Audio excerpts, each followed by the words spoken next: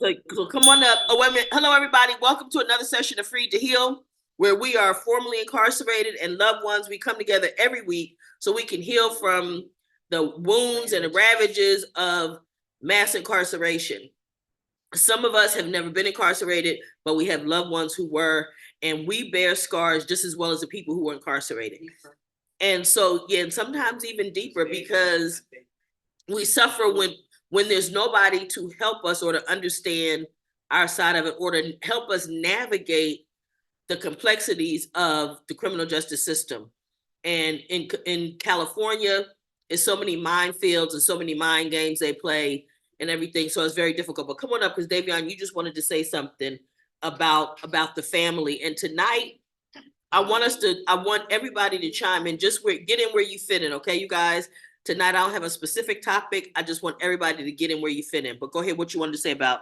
No, I was saying the gentleman that was on, I'm sure his name, he said he got to learn your family again. Mm-hmm. That's like one of the most things that stuck out with me for the whole week, this week's hearing. Because I had to learn my nieces, my nephew, my daughter, and I didn't know that. Yeah. I got out thinking everything was going to be the same, peaches and cream, everybody the same, and everybody done grew up. Even though I didn't grow up then, my mind's kind of like the same, but he said something that I'm doing right now, learning everybody again. Yeah. You know what I mean? So that's how that. Yeah, and you always talk about it, Miss Cheryl, about how when you came home, you left and your son was 4, came home, he was 21.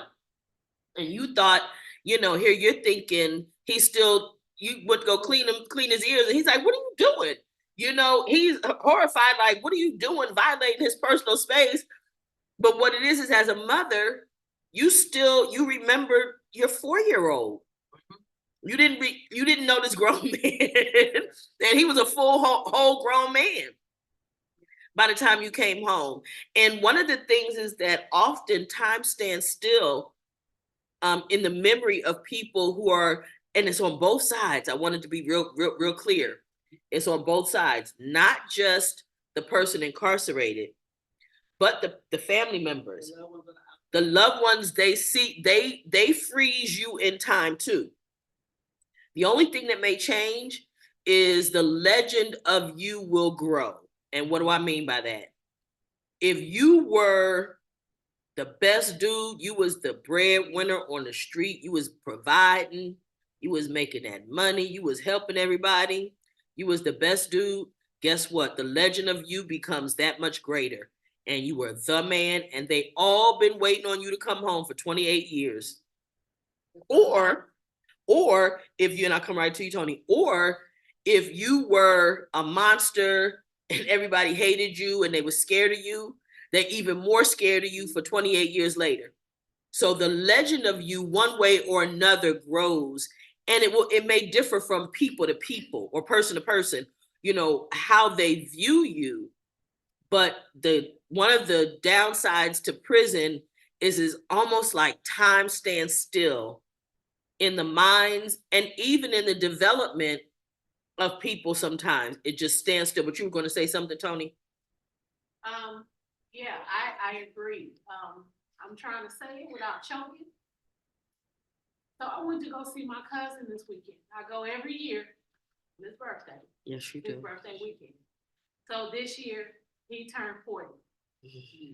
So I was there to celebrate his 40th birthday and look down and saw gray hairs. Right?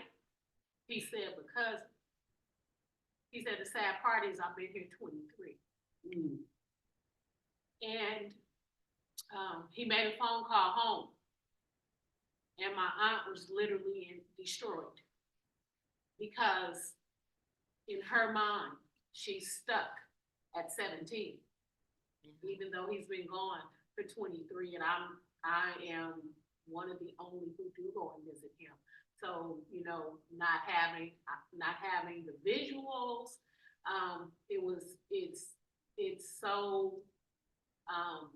it's so soul penetrating because it does stop, in that space.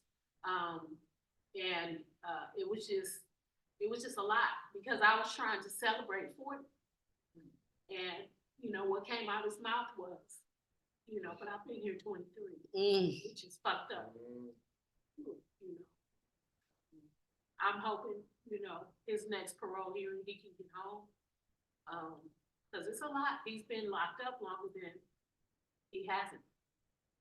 You know, and, you know, no one died. Even the victim's family advocates for him. But it's a lot. It's That's a not lot. a good thing. I'm sorry to say that, but That's how they feel. When you say, No. what's not a good thing? for the victim's family to go in front of the board. Yeah. I know so many people that the board member says, you have manipulated the family. So you would think it would be a good thing, And sometimes not. but it's not. Most of the board members, that's the first thing out of their mind. Well, you've been chipping at this family while you inside. And it's not necessarily true. No, No, he has and no contact. yeah, but I know, but I'm just saying that if the family who's the only one allowed to come to the hearing, not your family, theirs, There's, they it's not a good thing. I mean, everybody thinks it is and thinks it's a wonderful thing. But I've seen so many people. Before it used to be a 5-year denial is the most they could give you. But when I left prison, they can give you a 15-year denial. That's as much time as the judge gave me for the murder. Mm-hmm. Yeah. You know what I'm saying? Mm-hmm. Yeah, but that's an interesting thing that literally you would think that because a victim's family is saying we're advocating, we think that he served enough time and he should come home, that it would be a positive thing and a positive impact, but that they read it differently. That's just an amazing thing to me. And they all do. It's not Yeah. just one board members. Yeah. It's the majority of the board members. Yeah. I mean, you know, And what'd you just say, Tony? they're fucked and twisted anyway. So, Yeah. I mean, you know, for me, I had no idea that the victim's family even participated in the last parole hearing. Wow. But, you know, it was just in the course of our conversations or what have you in their perspective per se. But, you know, it was deep. It was deep because he literally has been locked up longer than he has not. And one of the things I want to say, because what is in terms of getting to know the family, right? We've discussed that here, but for people who are new to this group, we have uncovered through a couple years of coming together every week, we've uncovered the fact that when people are incarcerated and as loved ones, when we come to visit you and those things, like even in Tony said, you went to be celebratory, right? You didn't go to have a conversation about the fact that he spent more time in prison than he spent free. That wasn't what you went. You wanted to make it a celebratory visit. We always want to make it the best visit that we can. We always want to make that weekly phone call I've been waiting on all day. We always want to make that about something positive and uplifting. But what that means and what that does is that it leaves the conversations that we have very shallow and superficial. We only go this deep, and there's a bunch of stuff way down here that you don't touch. And this is why you need to learn your family again. Somebody else came some years ago and they were talking about how their loved ones, you know what, Terrell, it might have been you talking about some of the things that somebody had been through that you didn't know what they had been through and the challenges that they were facing. I think it might have been you, but I know somebody came to us in Free to Heal and discussed the fact that there were things they had to just listen to the family members because they couldn't undo the damage or the hurt that had been done to the family members. They couldn't undo the fact that they weren't there. But all of those things cause us to have to get to know each other again. It causes us to have to, now we got to deal with the mundane. Somebody got to get milk. trash need to be taken out, you know, all these things that you never talked about before, and you didn't have any responsibility for. These are, believe it or not, things that you should actually be having conversations about when you get to live with them. That's why I think we had come to a consensus here that it's best if you've been gone a long time to go to a halfway house first, so that you can adjust and get situated to being free before you go straight into living with your family, whether that's a wife or otherwise, a significant other or otherwise. Don't forget, you guys, anybody, when you want to jump in, just start talking, and I'll make sure that you get put up on the screen. But those are things that family members don't understand. If they haven't had, if you don't come from a family that has had a lot of people in and out of jail, you don't really know, right? You don't know what to expect. You don't know. And then there are things you find that you're learning about somebody that you thought you knew, but the person that you thought you knew might have been the person that went into prison, but that's not the person who came out of prison. It's never the same person. So you don't know who this is that you're now engaged with. There's and who, and it's not that they're so different that you don't know anything about them. It's just that life has happened to them between the time you went to prison and the time you came home. And if you're talking like with Pike, you're talking 36 years, somebody 27 years, 20 years, 15 years. That's a lifetime. I know it was a lot. From the time I was 11 till I got out. At 65. Only 5 years free. 5 years. And 3 of them is on the run. Right. You know. So you wasn't really living a life in society in that way. But my family, my mom used to tell me, and it wasn't a joke. She said, as long as you're in prison, I know where the hell you're at. And I done time, and you know, people think, figure the worst that you think was in California. Then go to Alabama and do some, because it's all about picking cotton, corn. No, you didn't break no goddamn rocks. But I'm saying that it can be worse. No, because it can be worse than what's here in California, is what you're saying. And then when you come in, y'all just go to cell blocks.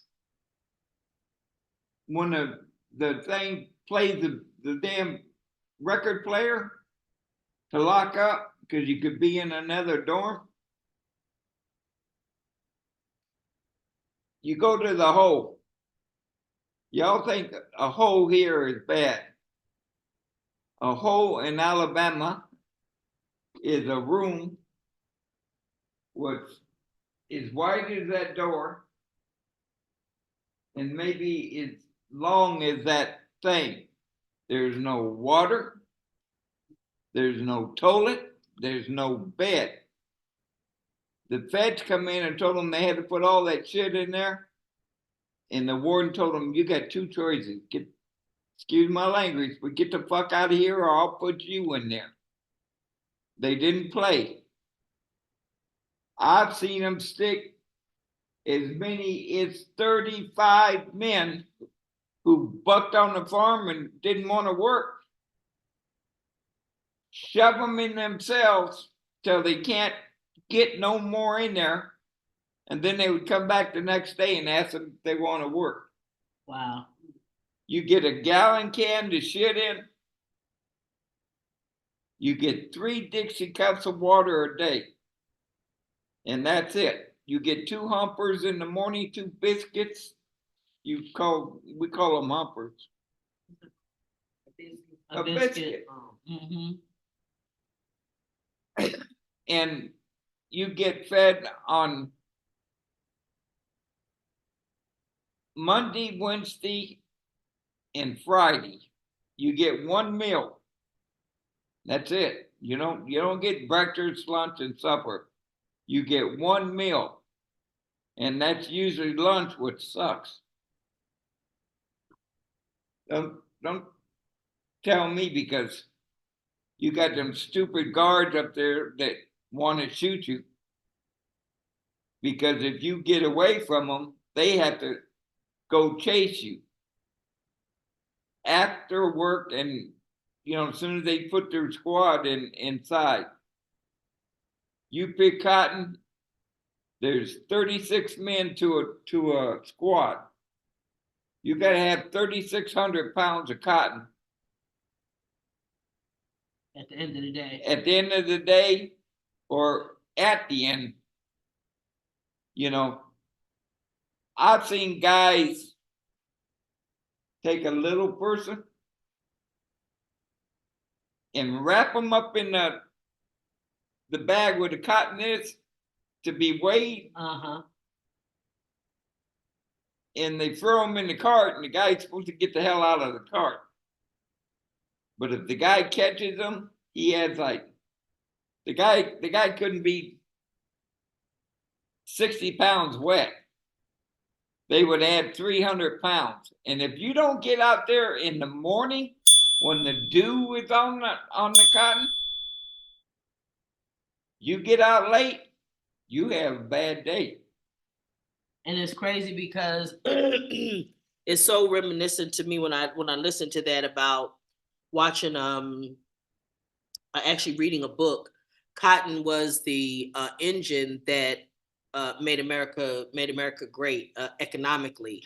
And it was the reason that it was allowed to do that is that they beat people, they tortured them, and like even with kids, they would and I knew you were going to say they would put them something to make the weight, because everybody had a certain weight that they had to make every day. And with the little kids, if they couldn't make it, they try to put rocks in the bottom of their things or whatever to try to make the weight. Or other people might try to give them some of their cotton, because if they didn't, they got beat. And I mean, these were, and they had, all kinds of stuff. So, and it also reminds me that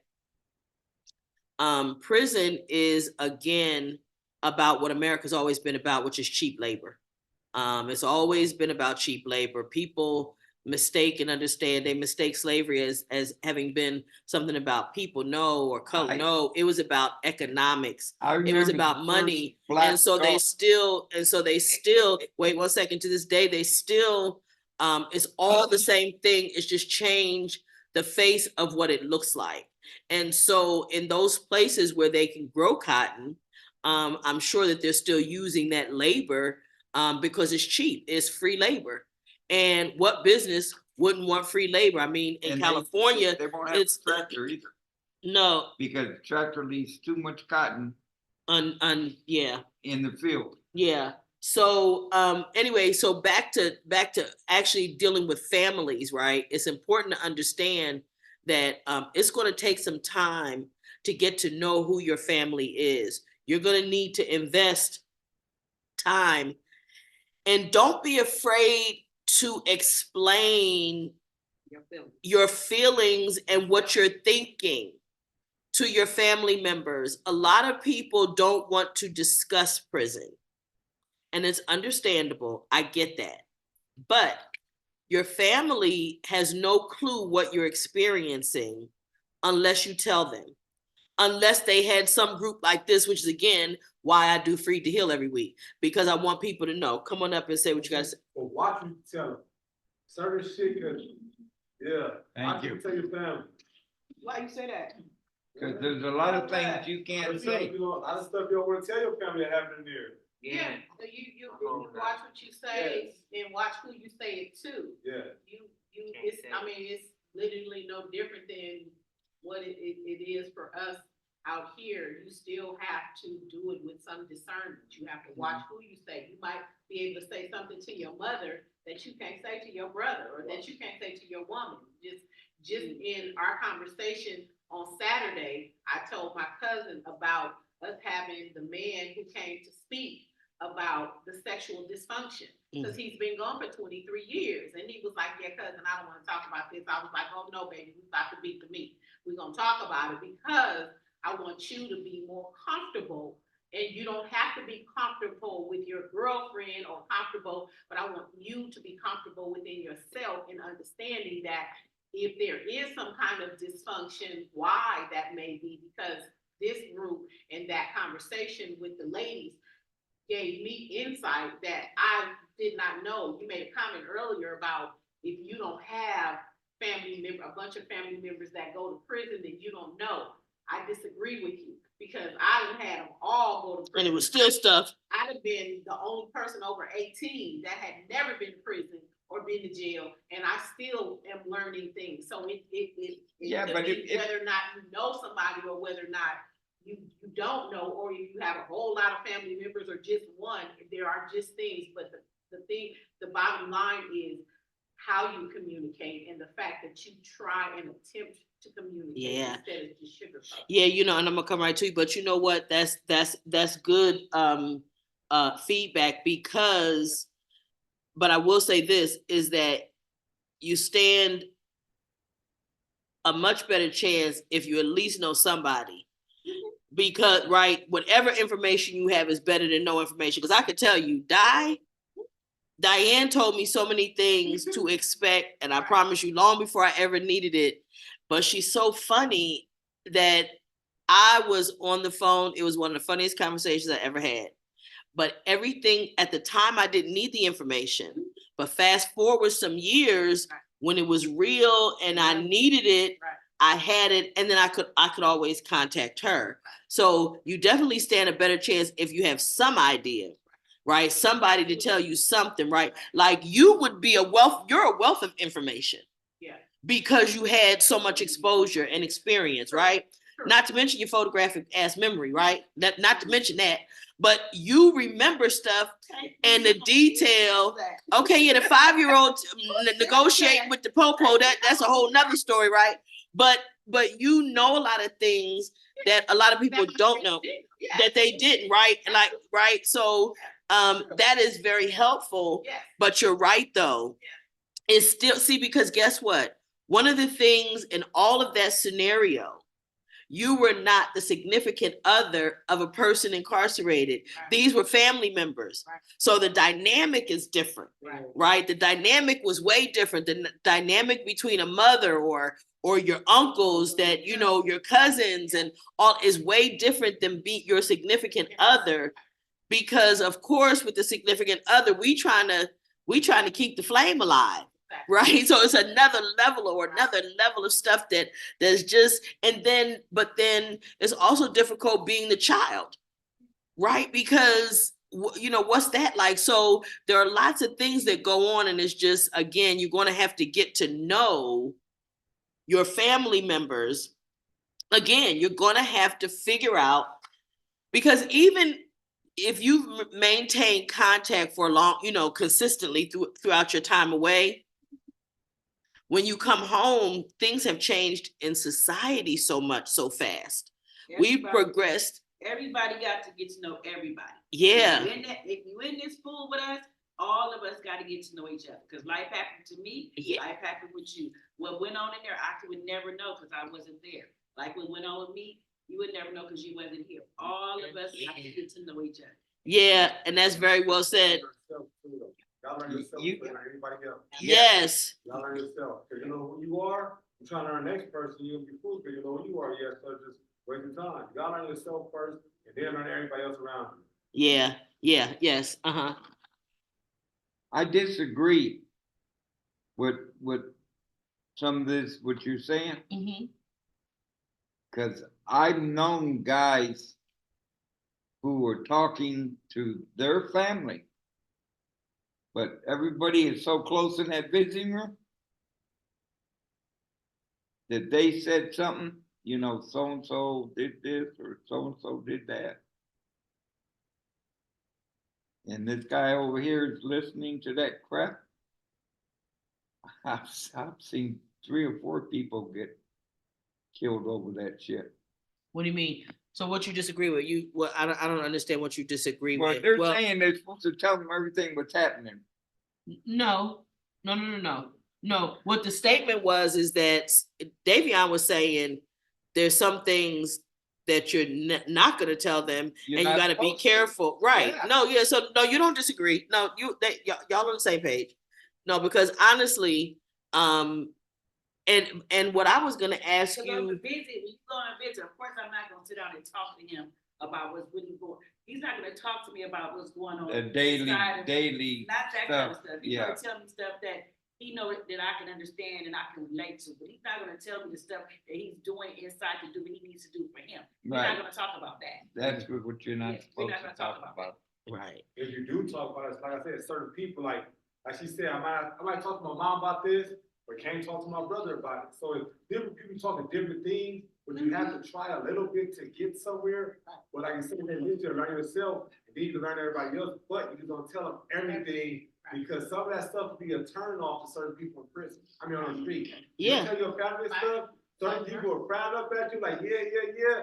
But they're gonna stay away from you because they kind of like rub them the wrong way. Wow. So you have Yeah. to be cautious to tell certain people. Wow, that's interesting. And see, again, this is why I love that we come together every week, because of the detail and the perspectives. Because again, none of us knows everything.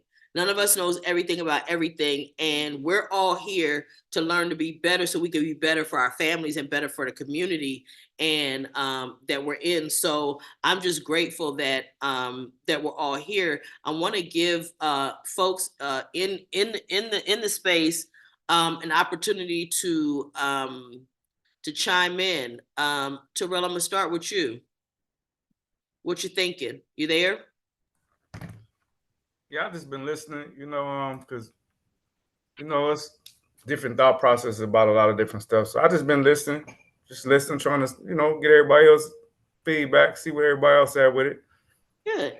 Okay. Well, that's I'm awesome. just observing today. Today is my observing day. You I observing day, had a whole lot of brainstorm, man. I've been I brainstorming know that's all day. right. Listen, because look, let me tell you something. Some days that ain't it. And I'm trying to be with you. I'm trying to coast into this vacation starting in the morning. You know what I'm saying?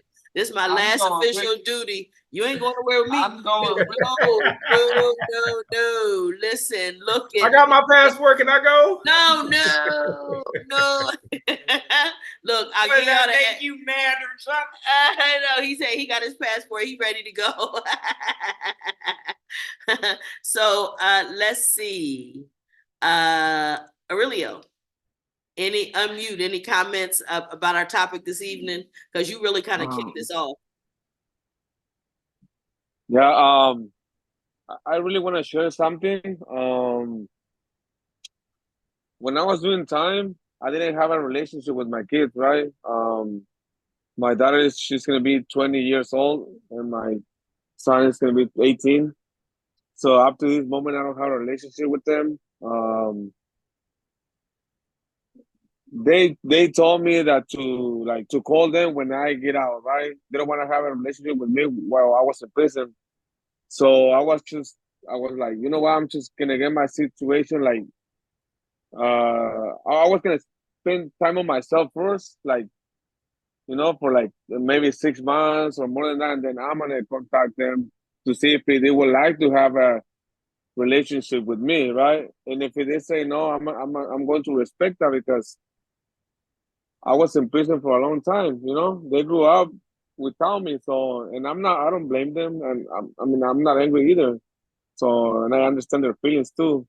Plus, my relationship with my family is I didn't have a relationship with them while I was inside too. So they're in Mexico. Mm-hmm. So the only relationship that I have is obviously my fiance, her family, and the brothers that I left at the inside institution. And it hasn't been easy for me. I'm in the relationship that I'm building out here. I really appreciate it. Sometimes I feel like I know I'm not alone. I have good friends out like him right there. uh, uh, I know I'm not alone, but sometimes I feel lonely. But I'm working on my relationship. I'm working on that. And I hope I can work with my kids to have a strong relationship, I think you're going about it the right way. I Yeah. think your idea of spending a good 6 months to get yourself together Yes. and get yourself situated, because it's difficult to do everything all at the same time. It's very hard to do it all at the same time. So if you give yourself that time to get yourself on your feet, at least have some idea which way you're going, what you're doing, kind of know who you are on the street, because who you were in the penitentiary is not who you can't be that I person on know. the street. So getting to know who you are now is a Yeah. very good thing.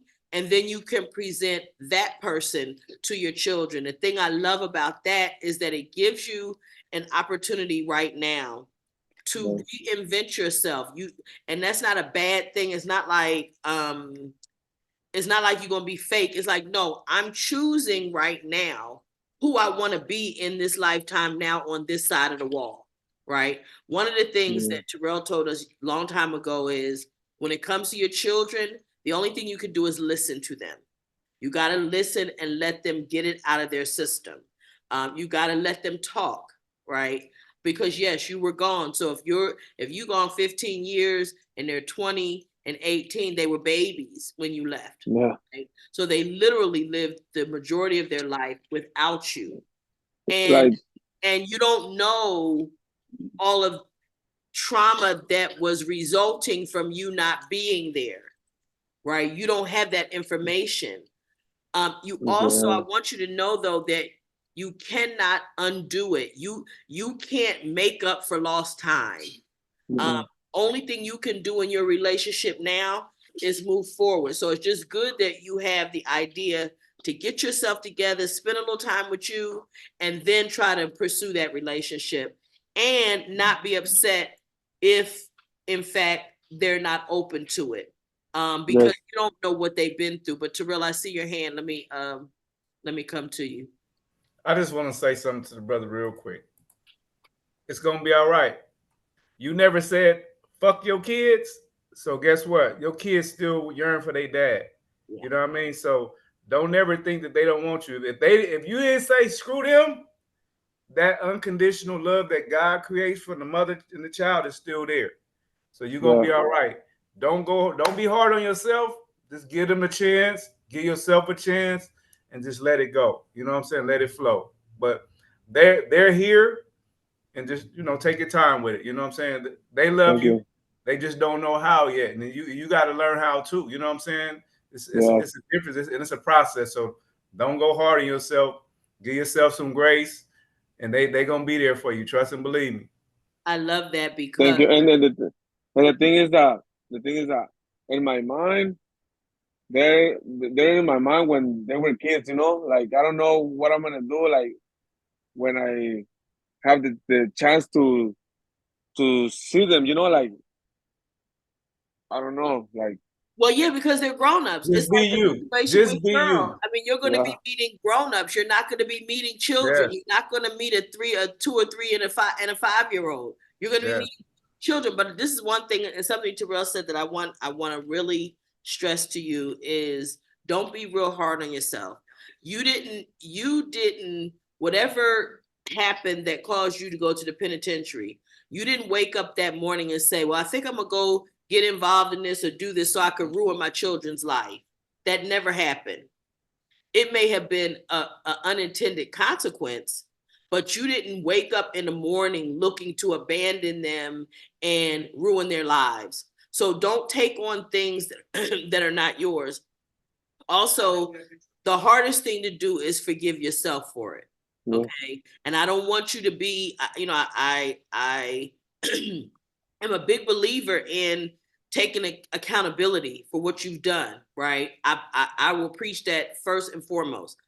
But I also, on the flip side of that, need there to be some balance in what you're doing. I don't want you to think that you have to wear the badge all the time and be how do I say it? Be the punching bag, the emotional punching bag for your children or anybody else. Okay? Because people will emotionally manipulate you. Okay, they will emotionally use you, and it may in other words, they may express their frustration at you, and it's really not even about you. It's some other things that's going on in their lives that they're not happy about. So I want you to be careful to balance when you do decide to deal with them, balance how you deal with them and how much of their baggage you take on, and most importantly though, what you forgive yourself for. Take responsibility for what you're responsible for, the harm that you caused by not being there, but all of it is not on you. Everything that happened in their life is not on you. Okay, because a lot of it, sometimes there may be things that happen, you being out of prison wouldn't have made no difference anyway, it would have happened anyway. Right? Yeah. So you can't say, well, I know if I had been there, that would not have happened. That's just not true. You don't know that. Yeah, I don't know. Yeah. So I just want you to keep the balance. I was telling a guy in Solano a couple weeks ago, listen, sweetie, you have value in the relationship just because you've been in prison since you were 18. And this was about his relationship with an older woman. And he was like, but I'm something he said, like, these are not his words, but what I heard was, I just got to tolerate it because, I ain't all that because I don't really have that much to offer because I'm in prison. And I said to him, don't play yourself cheap. Do not play yourself cheap. Do not discount your humanity and your contribution to the relationship just because you're incarcerated. Okay, I don't care who it is and for what the reason. So I just want to do that. Darius, I'm gonna come to you, sweetie, and Thank you. Give us any thoughts that you might have. Unmute, babe.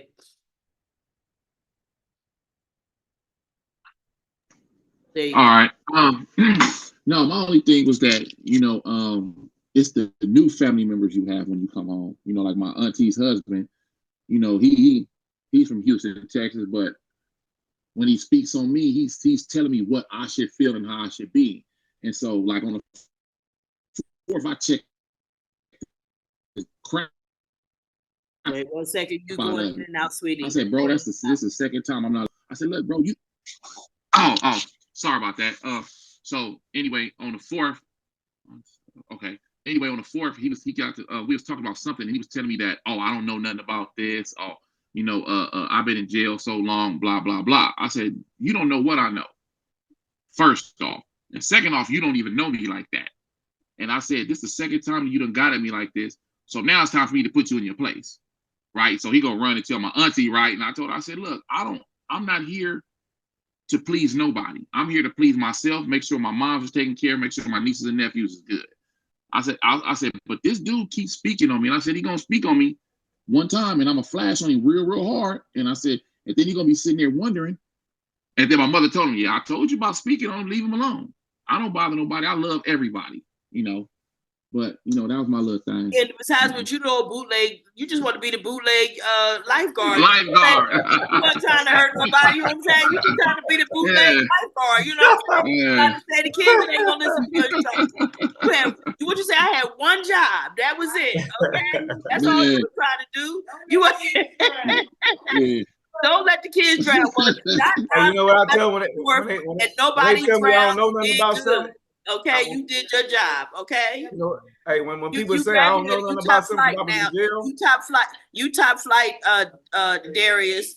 You top flight lifeguard. Okay, forget the security. Lifeguard.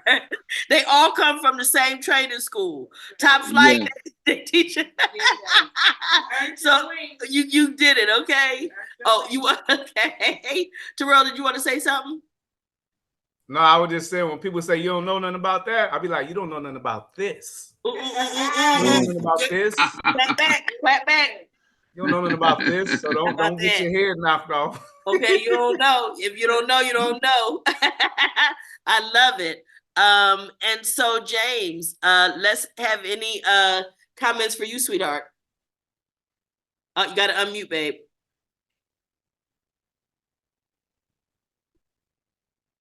Okay, what about now? Yep. Right. In regard to the families, one thing I want to say to everybody that's just coming home, your families are going to be a little curious how you are. They're going to be watching, and they're going to be looking and listening. And my best advice to you guys, do not come home the defeated man, the man that came out of prison and he's sitting around and nobody will give me a job. And don't do that. Get out there every day. I got out there every day. Every day I was on the bus. The bus sucks, man, but I was on that thing every day. And I got 2 jobs in 5 weeks. I'm doing good. I'm not asking for handouts. I'm self-sufficient. And my sister was tripping out, like, what the hell? My brother's wife, she was telling me, I don't get it. She goes, my brother's 35 years old. He's never been locked up. He doesn't have no job. And you were locked up 25 years. You've been out 5 weeks and you're doing better than him. And this blew her mind. Like, so for those of you guys getting out, man, don't be lazy. Jobs are out there, but they're not going to come looking for you. You got to Gotta go find look them. for them. And if you wait for the reentry process, the reentry process does help you, but it could take over a year before you're getting money in your pocket. Get out there, man. Get on the internet, research, go look, get rejected, try again, and you'll land something. That's Make your family awesome. proud. That's awesome. Ooh, that's a word. That's a word. That's a word for real. Because, but see, and I need y'all to understand something too. The way you do your time matters. Because when I met this man, he was the clerk in the library, and that's a sought after position for anybody been incarcerated. Being that clerk in the for the librarian is a thing, and so he was that. That meant that he had earned his spot in there because they don't come up often. And the people that usually get in those positions stay in them. So I'm saying that to say that he also knew. I was chuckling to myself when you were looking to unmute, right? I was thinking to myself, now I know you know how to do that. You work that bootleg shit up in there. I know you're gonna be able to figure it out. This is literally what's going through my mind in a matter of seconds. As you know, I'm like, I know he got that because he worked that bootleg shit up there. Listen, he had us hooked up. One class I had to do it remotely, and he had it all set up. So I'm just saying, the way you did your time, as far as I know, what I know, and it may not have been a whole 25, but there was a period of time that you decided to get serious about working on you. And that is clear. For 15 years, I just hung out on the yard. You just hanging out on the yard. But the last 10, I got my shit together, though. How old are you, sweetie? She said 45. 45, right? So yeah, you went in as a baby, as a 20-year-old, right?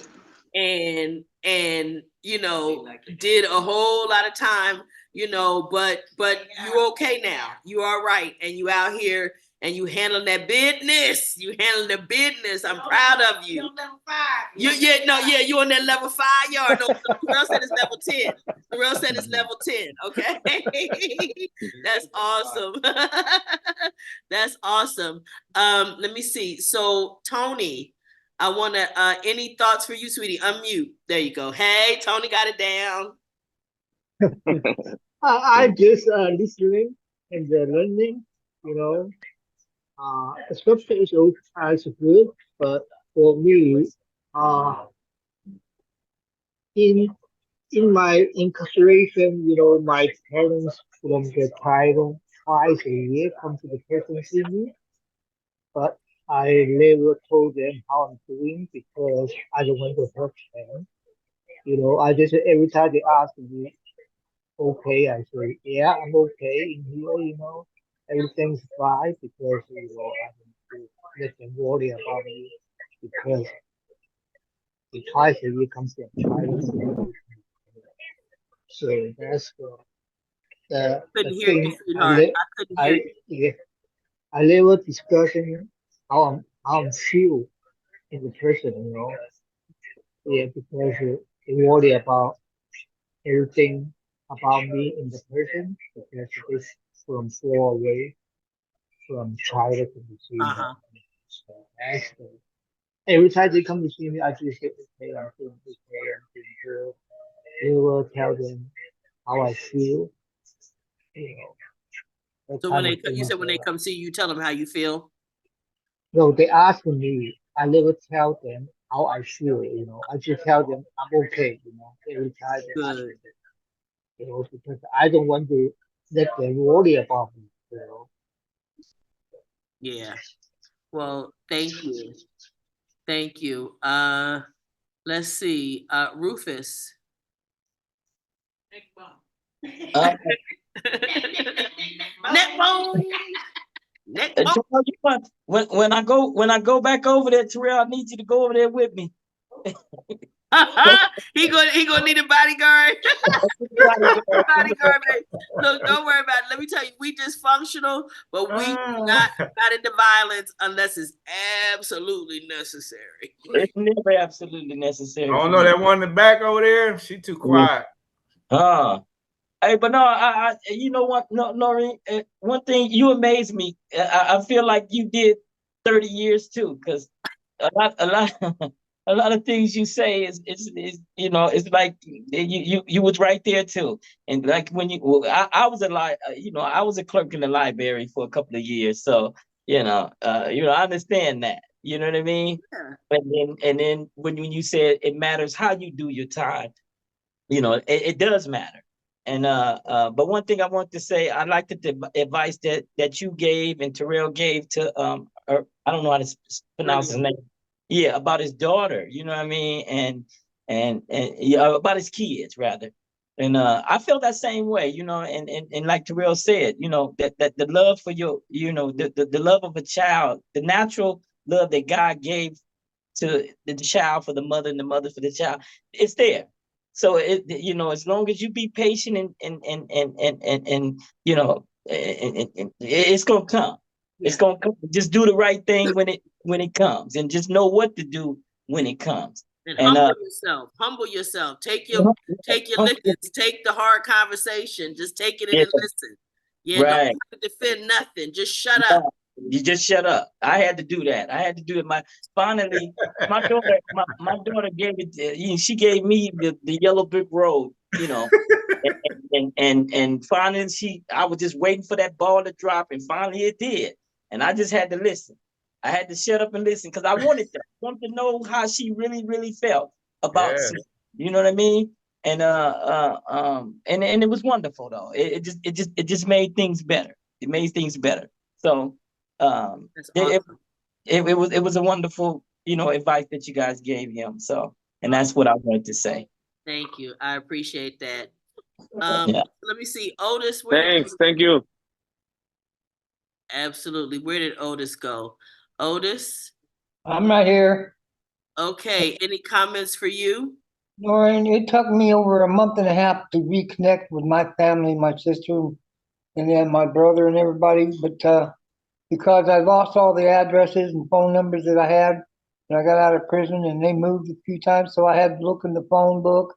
I mean, in my phone, and I had to track them down. So I firstly got my brother's ex-wife, and she gave me my sister's phone number. So then it led to getting connected with my sister, and then I got connected with my other family members, and they all, are Oklahoma, Arkansas, or back in Redding, California.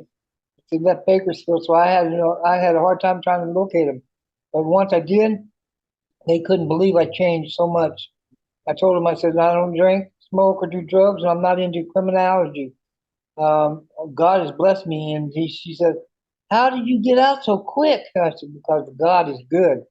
And they gave me an early parole, but I did 30 years, and I didn't think that was an early parole. That But ain't anyway, that ain't all that quick. I mean, just between me and her and the gatepost, I don't think that's all that quick. it wasn't. I got acquainted with them all, and then I told my sister, I said, "You still smoke and do that drugs and all that?" She said, "A little bit."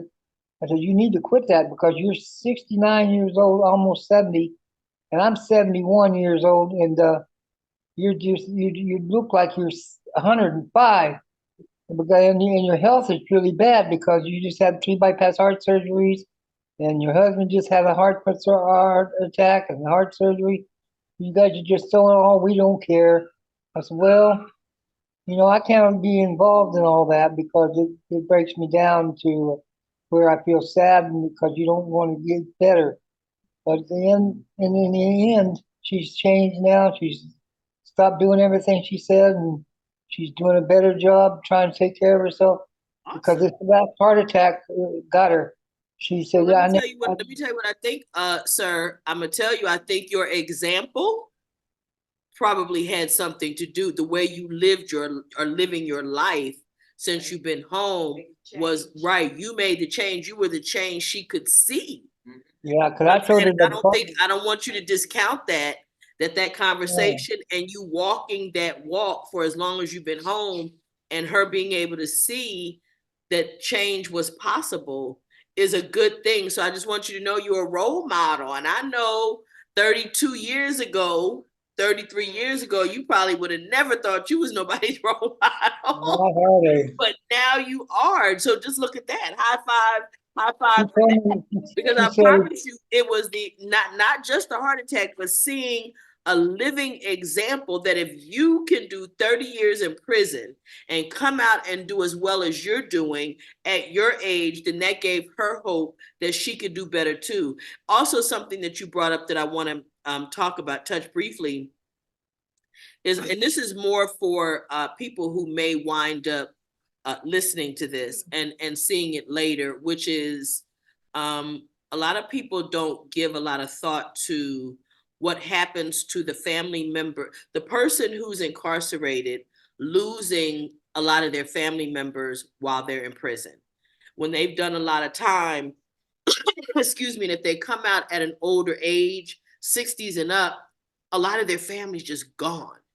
Some people, they come out 65, 66, they don't have family members that are still around.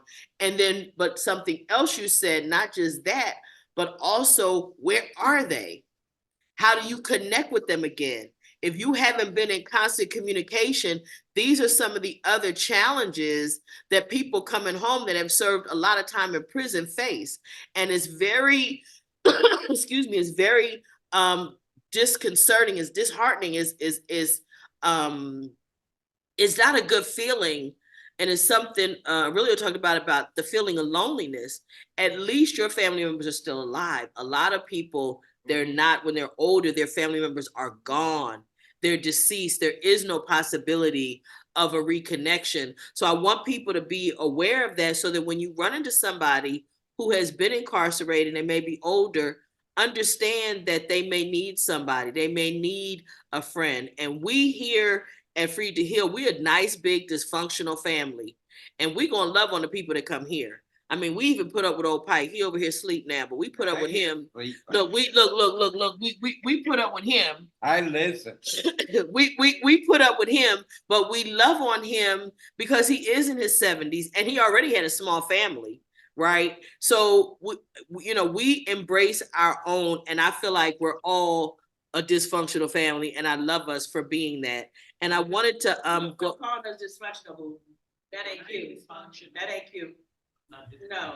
Let me just. We functional dysfunction. We abnormal functional family. Wait. Hold it. What was you saying, Terrell? We're abnormal functional family. We're abnormal functional?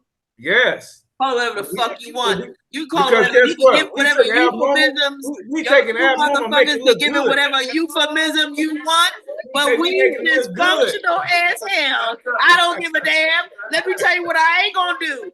What Noreen ain't gonna do is Noreen is gonna lie to Noreen, and I ain't gonna lie to y'all. Oh no, I want you. Somebody get her a mirror so. Let me get the phone. So I can see that she part of that too. Yeah. Look at her with the white shirt. Oh, that's funny. Got you rolling down. You got it rolling down. She won't look. She not no you, Tony. You don't have no crazy in you. None. The whole time she told me, look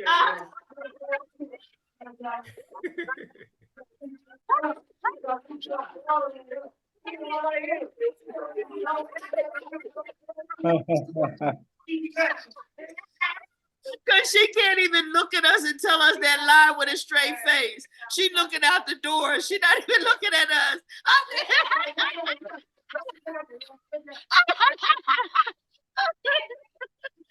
Noreen? Okay, listen, like I said, y'all heard what I said. These people over here crazy. Don't you make no mistake about it. And I understand and I ain't mad. Alex, I think we're all a little crazy. I know this was your first group. I want you to unmute and tell us your perceptions of the group. Good night, Oh my Noreen. God. Thank you. First and foremost, Wait, I can't hear. Wait, 1 second. Go ahead again, Alex. Okay. First and foremost, I want to thank all of you for allowing me to participate in this evening. Oh, wow. He been coming back. Here you go. Wait. Oh, right there. Okay,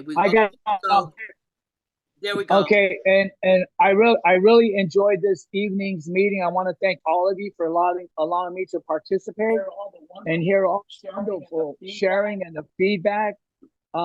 It's so awesome to hear all of you people talk, and it's like you're all talking from your heart and from your mind and from your soul and from your spirit, and I can relate to all your all the things that are going on in your life. And we talk about relations and relationships.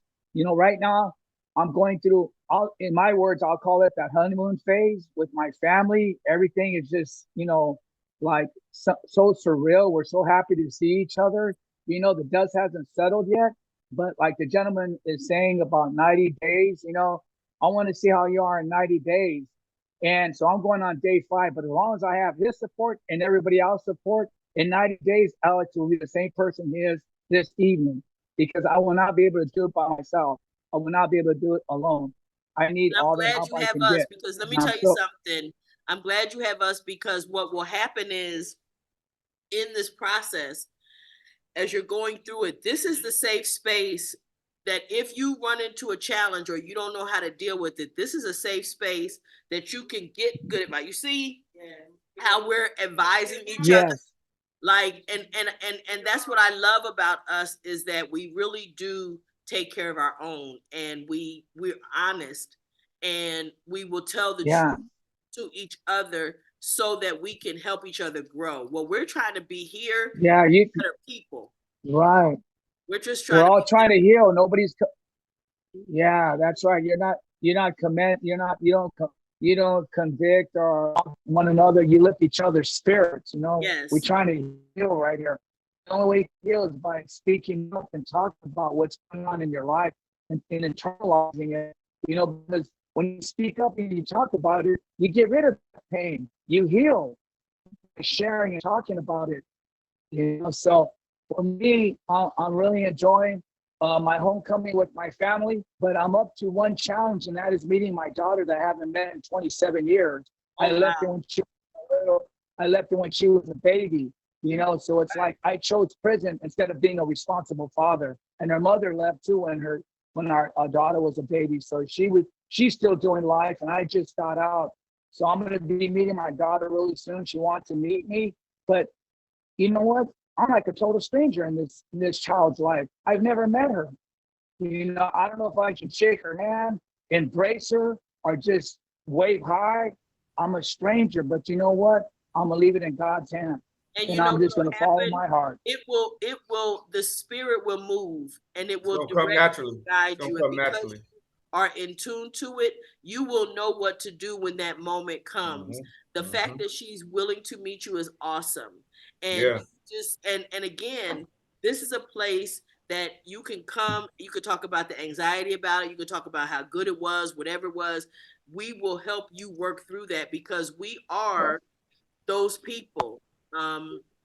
We know what it is that that your daughter's going to be thinking, a lot of that stuff, because we've lived it. So you're in a great place. You have a great support system in us that you can tune into any Tuesday evening, so that you can get help in that regard. So I'm just grateful, and I'm gonna go ahead and let the people in. Thank you. And Noreen, just real quick, it hurts me to say this, but I think it was the best thing for my daughter's mother and I to come to prison, because if we didn't come to prison, chances are our daughter would have turned out to be like us. A drug addict, a criminal, antisocial, against society's law. You know, just she would have been as, I don't, you know, she, you know, like they say, your kids usually follow the parents' footsteps. You know, so there was a power stronger than ours, than our addiction, that stopped the cancer from growing and took me and her mother out of her life so she could grow up to be a normal human being, you know. And thank God that she grew up to be a wonderful person. You know, she graduated from college. She's received she's been accepted in 5 universities and a 2-year scholarship. So she is on her way, and I am so proud of her. That's so awesome. And you know what? She's going to be proud of you too, believe it or not. Especially once you open your mouth. I'm telling you, because you're very inspiring.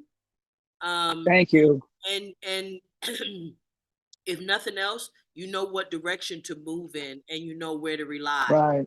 You see what I'm saying? So that's going to be helpful. Yes, ma'am. And like we were telling the other gentleman, just listen, right? Right. She's going to give you all the cues as Thank to you. where to go. She's going to give you that. So don't be anxious. All right, no, ma'am. Baby steps. And you know something funny, coincidentally speaking. So my daughter graduated from college, and I graduated from Penn State. How about that? We did it. We made it happen. It took me 27 years, though. It took me 27 years. Better late than never. Better late than never. That's all right, but That's you right. did it. So I love it. I love you all. Love it. Yeah, I love y'all. And I have the utmost respect for all of you, and thank you for your sharing. You're a powerful group, and all of you got a strong spirit, and I feel that connection, you know, on Zoom. It's awesome. So I'm looking forward to meeting all of you in person one day. Awesome sauce.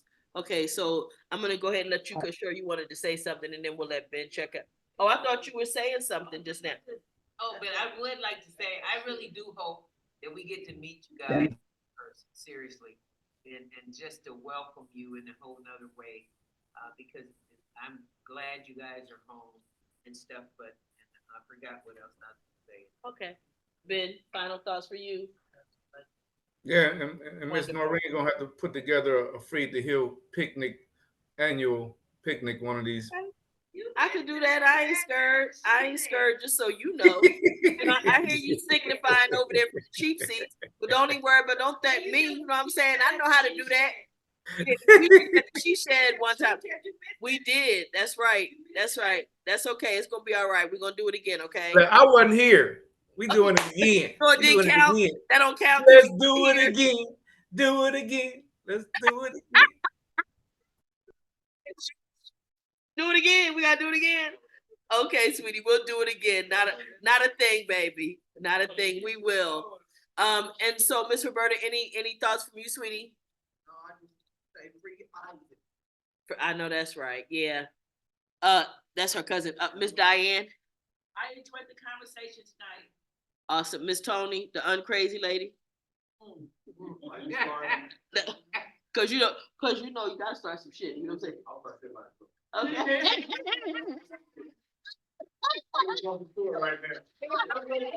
She had to pull it together. Hey, thank you guys for being here. I appreciate everyone. Like I said, I am not crazy. Davey, I'm gonna say thank you guys for having me. Everybody here smile. Appreciate it. God bless. Awesome. You got any final comments? There you go. They go crazy. That's what it looked like. And I was gonna say MICKEYMOUSE. Mickey Mouse. Crazy. It has been another great session of Free to Heal. And check us out on YouTube, X, Instagram, Facebook, Twitter, all the social media sites. Check us out. Look, watch the videos. Please go to Free to Heal on YouTube and watch previous videos. Also, leave comments, anything you want us to talk about. just make sure that we feel your presence and recommend us to somebody else that you think might benefit from this kind of communication or conversations. We appreciate you. Have a good one.